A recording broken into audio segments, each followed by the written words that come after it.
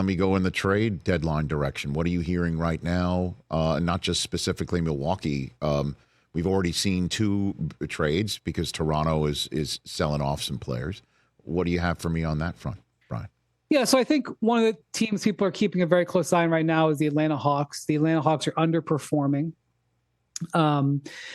And they have shown some interest in talking about some of the players on their roster, particularly DeJounte Murray. Murray has been an all-star in the past. He's under a long-term contract, so he's kind of it's deemed to be a reasonable contract for his talent level. He's a guy who can play both ends of the court. He's a guy that a lot of contending teams are interested in.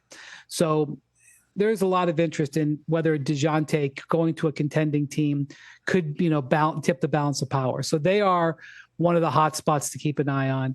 And then you obviously always have the Lakers.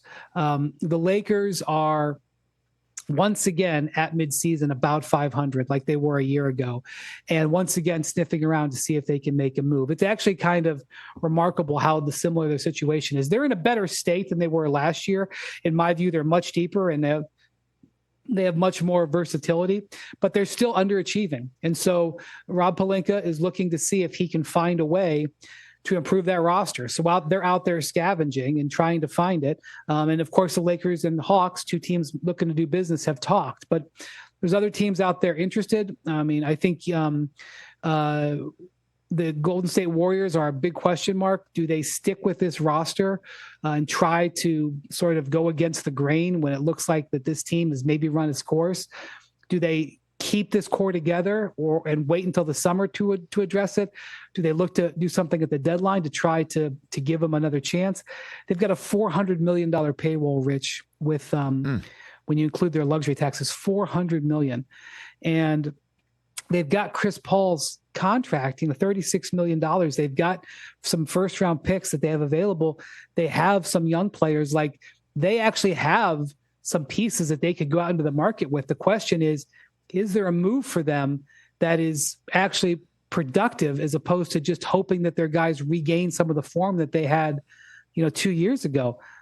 That's a tough question. You could ask 10 different people and get 10 different answers of people in the league. So I think there's some other teams that will try to improve around the edges. I think you'll see the Knicks are definitely, they've already made one significant trade with OG Anunoby. I think they're looking to maybe make a supplemental acquisition. There are still some teams that are going to do some things. I don't know if we're going to see any giant names move like we've gotten used to the last few trade deadlines when James Harden and Kyrie Irving and Kevin Durant moved around. I'm not sure we're going to see anything of that level, but I do think we'll still see a handful of trades from the contenders. Catch the Rich Eisen Show every single day on the Roku channel, 12 to 3 Eastern, for free.